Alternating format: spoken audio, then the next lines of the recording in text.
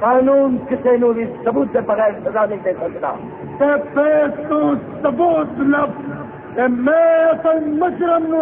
काला लिबास जेब तन के काली पशावरी चप्पल पहने यादगार परफॉर्मेंस पेश करते गिरट सुल्तान राही की नाकाबिल फरामोश फिल्म कालिया 1979 की शोहरा आफाक पंजाबी फिल्म मौला जट वो फिल्म है जिसने पाकिस्तानी सिनेमा की सिमत तब्दील करके रख दी थी। इस फिल्म में सुल्तान राही ने हीरो मौला जट और मुस्तफ़ा कुरैशी ने विलन नूरी नत जैसे नाकाबिल फरामोश किरदार अदा किए थे। जब ये फिल्म तारीखी मुल्कगीर कामयाबी से हमकनार हुई तो इसके बाद बनने वाली तकरीबन हर फिल्म में गिरट सुल्तान राही और मुस्तफ़ा कुरैशी को मद मुकाबिल लाकर खड़ा कर दिया गया। इन के लिए एक दूसरे की दुश्मनी पर मबनी मखसूस किरदार लिखे जाने लगे और बावजूद यकसानियत के फिल्मी पे दरपे कामयाबी से हमकनार हो रही थी कि उसी असना में साल 1981 आ गया। इस साल एक नया टरीनर सीट हुआ। ये नया टरीनर सीट करने वाली पंजाबी फिल्म थी शेर खान और सुल्तान राही और मुस्तफ़ा कुरैशी के साथ शामिल हुए इकबाल हुस्न। अगरचे इकबाल हुस्न फिल्म शेर खान की कामयाबी से पहले भी अपना आप मनवा चुके थे, लेकिन जो शोहरत और जो कामयाबी इन्हें शेर खान से नसीब हुई वो पहले कभी ना हासिल हुई थी। जिस तरह मौला जट के बाद सुल्तान राही और मुस्तफ़ा कुरैशी हर फिल्म की जीनत बन रहे थे, उसी तरह शेर खान की कामयाबी के बाद सुल्तान राही, मुस्तफ़ा कुरैशी और इकबाल हुस्न हर फिल्म मेकर की ज़रूरत बन चुके थे। फिल्म शेर खान की कामयाबी से पहले 2 किरदार मंजर पर छाए हुए थे, बाद में अब 3 हो गए। इन तीनों किरदारों को मद्देनज़र रखते हुए ही किरदार लिखे जाने लगे और कामयाबियों का ये नया सिलसिला भी इकबाल हुस्न की अचानक मौत तक जारी रहा। उस दौर में बेशतर फिल्मों में सुल्तान राही और मुस्तफ़ा कुरैशी को आमने सामने लाया जाता। इनकी आपस में शदीद तरीन नफरत दिखाई जाती थी, खड़ाक होते थे और फिल्म बैन महजूज होते थे, जबकि उन दोनों के साथ साथ इकबाल हुस्न को एक मुस्बत किरदार या थर्ड ऑप्शन के तौर पर रखा जाता। लेकिन उन 3 किरदारों की नौयत में बड़ी तब्दीली हुई पंजाबी फिल्म कालिया से, जिसके मुसन्निफ सैयद नूर और हदायतकार वहीद डार थे। फिल्म कालिया में सिर्फ गिरट सुल्तान राही ही किरदार निगारी की आला मिसाल कायम करते नजर नहीं आए, बल्कि मुस्तफ़ा कुरैशी और इकबाल हुस्न ने भी अपने ऊपर लगी छाप से बाहर निकल कर यादगार परफॉर्मेंसेस पेश की। फिल्म में सुल्तान राही और मुस्तफ़ा कुरैशी के दरमियान जो एसार प्यार और मोहब्बत का रिश्ता दिखाया गया है वो उससे पहले कभी नज़र नहीं आया था या बहुत कम देखने में आया। सुल्तान राही और मुस्तफ़ा कुरैशी जो कि फिल्मी भाई हैं, उन दोनों भाइयों के दरमियान जो प्यार भरे मासूमाना मंजरनामे हैं वो उन 2 फनकारों के माबैन कभी भी नहीं फिल्माए गए थे। इंदाता प्रोडक्शंस की ये फिल्म कालिया हमेशा सुल्तान राही की ज़बरदस्त तरीन परफॉर्मेंस, सैयद नूर की जानदार कहानी और हदायतकार वहीद डार की मेयारी तरीन डायरेक्शन के हवाले से याद की जाती है, जिसके फिल्मसाज फारूक मुल्क और असलम बट थे। फिल्म कालिया की कहानी एक मेहनतकश फरीब किसान कालिया की है, जिसका नाम तो कमाल दीन है, लेकिन इसके बाप के मुताबिक चूंकि ये काली कमली वाले से मिन्नतों मरादों के बाद पैदा हुआ है, इसलिए कमाल दीन को कालिया के नाम से पुकारा जाता है। कमाल दीन उर्फ कालिया का एक ही ख्वाब है कि इसका भाई जमाल दीन पढ़ लिख कर बड़ा इंसान बन जाए और इसकी मां की तकलीफें ख़त्म हो जाएं। इस मकसद के हुसूल के लिए वो दिन रात मेहनत करता है और गांव के ज़मींदार इलियास कश्मीरी के पास मुलाजिम है, जो कालिया से इसकी मेहनत और जिफाकुशी की वजह से बहुत अनस रखता है।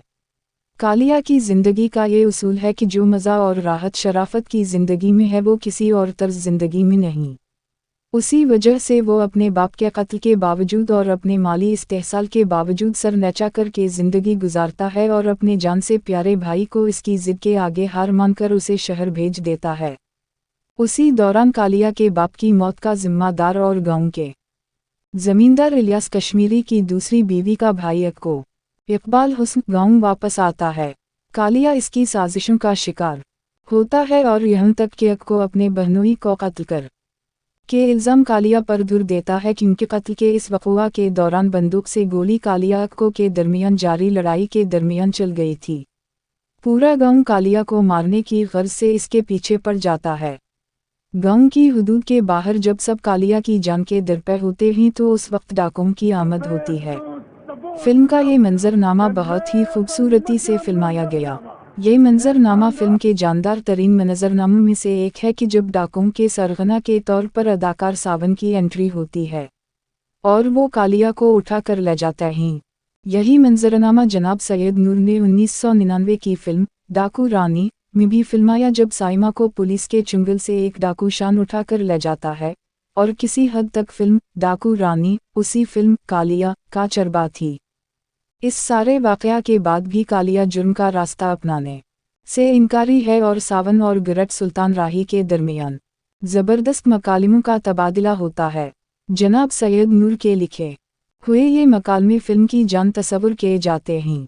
अपनी मुंह पर ढाए जाने वाले मजालिम और अपने मुआशरती इस्तेहसाल की वजह से शरीफ उन्नफ्स इंसान कालिया जब डाकू कालिया का रूप धारता है तो काले लिबास में मलबूस और काली पशावरी चप्पल पहने गिरट सुल्तान राही मर्दाना वजाहत की आला तरीन तस्वीर दिखाई दिए। कालिया का रूप धारते हुए जब वो आग के अलाव पर हाथ रखे हुए अपने आप से वादा कर रहे थे तो उसी लम्हे इनका भाई पुलिस वर्दी पहने मुल्क से वफादारी और जराइम के खिलाफ जिहाद का हलफ उठा रहा था। ये मंजरनामा भी फिल्म का ज़बरदस्त तरीन मंजरनामा है। इसके अलावा सुल्तान राही की तरफ से गाँव वापस आकर गाँव वालों से मुखातिब होकर जो मकालमे बोले गए, जो परफॉर्मेंस पेश की गई, वो भी इनकी शानदार किरदार निगारी का एक मुकम्मल बाब है। पाकिस्तान फिल्म इंडस्ट्री के बेताज सुल्तान, एक्शन के बादशाह और परफॉर्मेंस के सुल्तान का कोई सानी नहीं कि एक जानिब इन्होंने ज़बरदस्त तरीन एक्शन किरदार निभाए तो दूसरी जानिब किरदार में डूबकर ज़बरदस्त तरीन परफॉर्मेंसेस पेश की। लहजा, अदायगी, कैमरा के सामने खड़ा होना, बॉडी लैंग्वेज, आई वर्क और किरदार निगारी में गिरट सुल्तान राही अलिफ की तरह अकेला और पाकिस्तान फिल्म इंडस्ट्री में यकता मिसाल है। फिल्म कालिया की कहानी भी फिल्म के पहले सीन से आखिरी तक फिल्म बैन को अपनी तरफ मुतवज्जह रखती है। एक भाई डाकू और एक भाई पुलिस मैन इंटररोल के बाद फिल्म उन दोनों भाइयों के दरमियान माकश फ़र्ज की अदायगी और इंतकाम, लेकिन दोनों भाइयों के माबैन इंटररोल से पहले की तरह एक बार फिर प्यार भरे खूबसूरत तरीन मनाजिर, लेकिन अब की ये मनाजिर फिल्म बैनों को रुला देने की हद तक अलमिया थे। अगरचे कई मकाम पर फिल्म स्लो पीस पर आती है, लेकिन मजमूई तौर पर स्क्रिप्ट मरबूत, स्क्रीन पले जानदार और कहानी शानदार है। सुल्तान राही मुस्तफ़ा कुरैशी और इकबाल हुस्न के साथ साथ अदाकारा मुमताज़ नाज़ली इलियास कश्मीरी और तलत सिद्दीकी ने भी अपने किरदारों के साथ बखूबी इंसाफ किया। फिल्म की मौसीकी की अगर बात की जाए तो ये फिल्म भी मौसीकार वजाहत अत्रे और मलका तरन्नुम नूर जहां की इसी के अशरे में कामयाब तरीन मौसीकी की एल्बम में से एक मुकम्मल मसरूर किन एल्बम है। ये वो दूर था जब वजाहत अत्रे और मलका तरन्नुम ने 400 धूम मचाई हुई थी और उन दोनों की हर मुश्तरका फिल्म की मौसीकी कामयाबियों के नए झंडे गाड़ रही थी। इस फिल्म में भी मलका तरन्नुम नूर जहां और नाहिद अख्तर की आवाज़ में गीतों ने फिल्म बैनों को अपने सेहर में जकड़ रखा। फिल्म के गीत अहमद राही, वारिस लुधियानवी और ख्वाजा परवेज़ ने लिखे, जबकि इस खूबसूरत फिल्म की खूबसूरती को खूबसूरत अंदाज में अक्सबंद किया कैमरामैन मसूद बट्सी आंध्रा प्रदेश ने, जो इस फिल्म के हदायतकार वहीद डार के खालाजाद भाई हैं।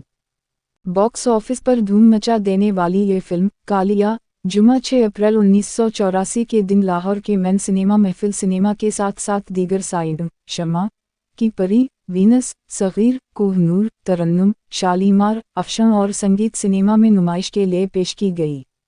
जुमा 25 मई 1984 के दिन से ये फिल्म महफिल सिनेमा के साथ साथ एक बार फिर मुल्तान रोड पर वाक़े चौबरजी के नज़दीक खूबसूरत सिनेमा वीनस सिनेमा की जीनत बनी। वक्फ़ताम फिल्म कालिया ईद उल फितर 30 जून 1984 तक मैन सिनेमा महफिल सिनेमा में ही नुमाइश पजीर रही और ईद उल फितर के दिन ये फिल्म मुल्क थिएटर सिनेमा भाटी गेट में शिफ्ट हो गई, जबकि फिल्म कालिया की जगह पर महफिल सिनेमा में ईद के दिन नई फिल्म जगाते रश्म नुमाइश के लिए पेश कर दी गई। कालिया की शानदार नुमाइश के दौरान लाहौर के दीगर सिनेमाओं में इन दिनों शबसतान सिनेमा में फिल्म सोना चांदी, रतन सिनेमा में फिल्म शादी मगर आधी, प्रिंस सिनेमा में फिल्म दोरियूं, मेट्रोपोल सिनेमा में फिल्म हैबत खान और नाज सिनेमा में फिल्म मौला जट अपना 236वां हफ्ता मना रही थी।